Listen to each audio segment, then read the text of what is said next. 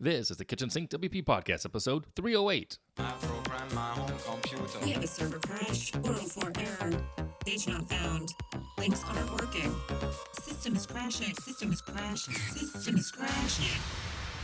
Your old HTML website, barely alive. We have the technology. We have WordPress. A new website, better than it was before. Better, stronger, faster.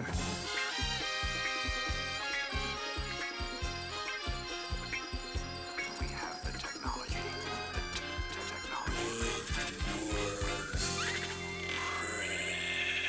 Why, hello everybody. This is Adam Silver, the host of the Kitchen Sink WP podcast. Thanks for being here. Let's get started. All right, upcoming events. We have one WordCamp next weekend. WordCamp Butwal. It's in Nepal. It is on January 25th, and I'm not going to be there. Sorry. I wish, but actually I will be coming back from the West Coast. I'm actually heading out to take a couple days off and go visit some family. So there you have it. All right, moving on. Segment one in the news. Two things here. Sandhills has the year in review. Pippin Williamson does his annual recap. He shares it all. It is all out there, all on the line. The good, the bad, the ugly. It's a long read. I haven't even gotten through it all yet. So link in the show notes on that. And also Cory Miller, who was the founder of iThemes, a friend of mine as well. He sold iThemes to Liquid Web a year and a half, 2 years ago, coming up on maybe. And his new chapter in life is he has become a partner by buying in on Post Status. And Post Status is a great another resource, and there's a community there and a Slack channel. I'm a member of Post Status, pretty cool stuff. So there's a link in the show notes to that as well, so you can hear about his reasoning behind all that. So they did a webinar, but I missed it. It was at a time I just wasn't available to watch like a live show of what was going on with him and Brian. So, okay, moving on to segment two in the meat and potatoes of this week's show, image optimization. So recently I've done a site audit or two that had a lot of images, image heavy on these sites. And I've also worked recently on a e-commerce site that was also image heavy. And with that said, this week I'm talking about image optimization and some of the methods to the confusing topic. I looked back at my catalog of episodes, and it looks like episode 13, I spoke about this for getting images ready for Retina displays. Episode 13, that's a long time ago. So I'm going to have to revisit that because things have changed. And I'm going to talk about it here too in a minute. But I want to talk about optimization. First, define a few terms. DPI versus PPI. Dots per inch, DPI. Doesn't matter for the web. Dots per inch is for print. Keep that in mind. PPI is pixels per inch. That matters for the screen. So kind of mentioning here on the Retina screens, Retina screens have twice as many pixels, vertical and horizontal, which means that the space that used to be used by 1 pixel now has 4 pixels. Okay. So if you're going to follow best practices, then you need to scale your images to the right size before you upload them. To produce a Retina image in WordPress with enough data, you want to double the pixel dimensions for every image you upload. So it sounds confusing. It kind of is, kind of isn't, because there are some tutorials online about this. There's plugins that can help you with this. Like I mentioned in episode 13, I will more than likely have to come back around to do an update on Retina stuff because it's a whole separate little entity, if you will. So, but today's show, I want to discuss what you can control moving forward from the perspective of like the before, what format, the tools you're going to use. Are there better tools than others? Well, yes, of course, there are better ways to do this. And because I just went through this recently in the last month, I guess. About a month. In the last month or so, I've gone through 3 or 4 sites with site audits and building an e-commerce store for a client that were all image issues. So I tested a handful of methods, services, and tools. I'm going to talk about those right now. I've mentioned in the past that I've used TinyPNG. I believe I've mentioned that. I use that weekly for this show, for the art, for the podcast, for the website. And I create that image in Photoshop. I have a super old file. I mean, I say old because it's been around since I started. And it's a 300 by 300 pixel image. I export that as I think it's a JPEG or PNG, just depends what I feel like that day. I take it to TinyPNG, I upload it, and it comes out smaller. Saves me about anywhere from 37 to 60%, I guess. That's a relatively small need and use case. It's once a week. So, but discussing some of the other projects lately, both my friend Aruba and Renee had suggested some other tools. So I'm like, So I looked into it, and those tools that they were recommended to me were ShortPixel and ImageOptim. So these are interesting. So I'll talk about them here. ShortPixel is very much like TinyPNG. You need an account. It's free. There's a free level. And you get 100 credits per month The credits are just how many images you can go ahead and optimize or upload to them, give them, and then they'll kind of resend them to you. You download them. And then there's some fees based after that. Okay. They also have a plugin which you can connect to as well, and that then uses the credits as well. So you can actually use a plugin on the WordPress site and not have to upload and download and then upload back to your website. So you can kind of cut out that little section there. Okay. By the way, I did also checked. TinyPNG also has a WordPress plugin and a plugin for Photoshop, which I thought was interesting, which I knew about but I forgot. Neither of which I've used. So I've just used the TinyPNG web interface, the only thing I've ever used from that. So a couple differences here between TinyPNG and, let's say, ShortPixel. TinyPNG has a 20-file limit per upload, and each file can't be more than 5 megabytes in its web interface. ShortPixel has 50 file per upload, and each file can be 10 megabytes or smaller. Again, those 50 files are tallied against your 100 per month. And I believe TinyPNG may have a 500 cap per month, but I wasn't sure if that was true or not. It's just what I read. I was a little confused on that. Anyway, so the other program that was mentioned to me from Aruba was ImageOptim, which offers both a Mac application for free, completely free, and a web-based service at $12 a month for 2,000 images to be optimized. No limit on the Mac version, which was interesting as well. Like, well, why wouldn't I just go that way? And in my opinion, that's kind of one way I may go. We'll see.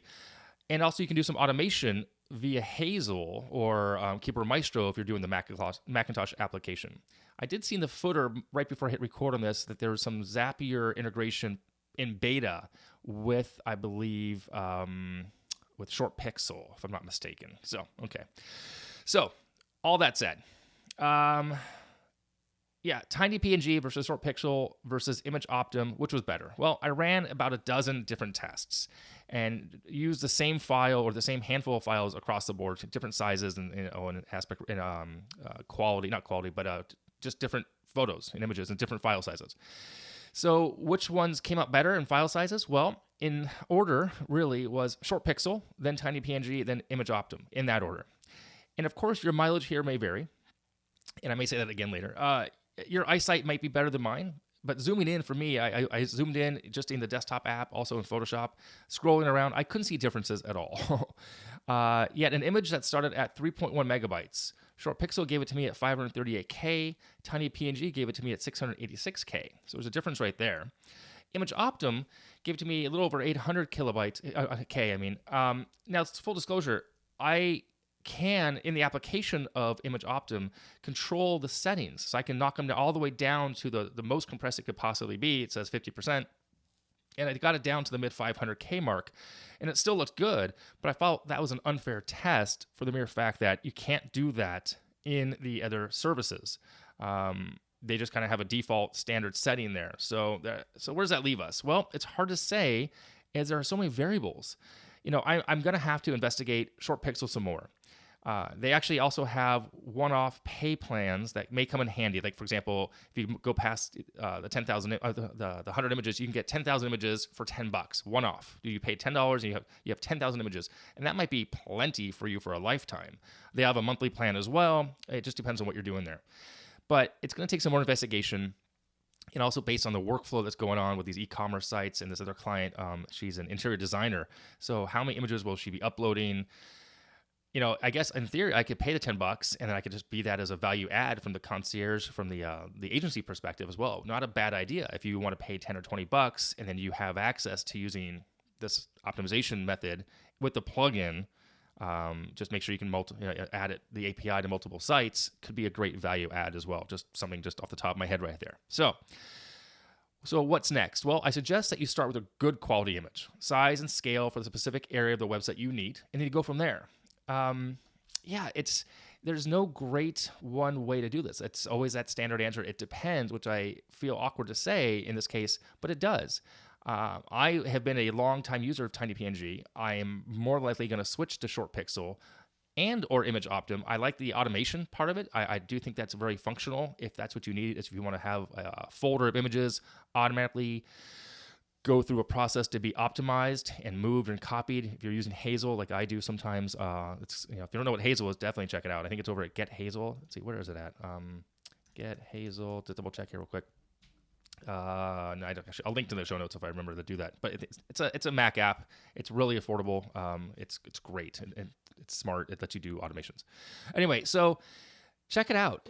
And lastly, ShortPixel does have the free 100 images, right? So it's completely free. You just give your email address and there you go. And I found out that if you sign up through me, like there's a link in the show notes, you'll get an extra 100 credits. I'm not sure if those expire or they're just an extra 100 then you're done. I don't know how that works, but I think I get an extra 100 also. So KitchensinkWP.com/ShortPixel. I set that up real quick. But other than that, I mean, there's no affiliate relationship between me and them whatsoever. Like I said, I'm going to give ImageOptim some more attention just to see what I can do with the automation and the compression levels, and also ShortPixel. I think TinyPNG and me might be done only because just out of the box, if you will, like just literally out of the box, TinyPNG doesn't compress as much as ShortPixel did. So there you go. Check it out. If you're looking to optimize some images on the fly, check out those services. They work. So, okay. Segment 3, tip and tool of the week. This was cool. I found this online. Someone shared this on Twitter. A Kroma, Kroma. It's a tool to help you kind of, design with colors you love. It uses AI to learn which colors you like and create limitless palettes for you to discover, search, and save. Pretty cool. Based on a personalized algorithm. It's completely free. It's in beta. It's over at literally, what is the site? Kroma.co, Kroma.co. You pick 50 different colors from swatches. It took a bit there. And then it kind of generates all these looks for you, these colors, these contrasting colors for text and stuff. You'll see. Check it out. It's free. I have no connection to them. And there you have it. All right, I'm going to wrap it up here. If you have any questions, go ahead and send it in via email, adam@KitchensinkWP.com, or use the speak pipe function on the website. If you want to support the show, you can become a Patreon. Thank you for being Patreons, those who are doing that. I really do appreciate it. If you want to sponsor the show, there is a form on the website. We'd love to have you on board this year. And thanks for listening. See you next week. Have a great day. Now go out and do some awesome things with WordPress. See you later. Bye-bye.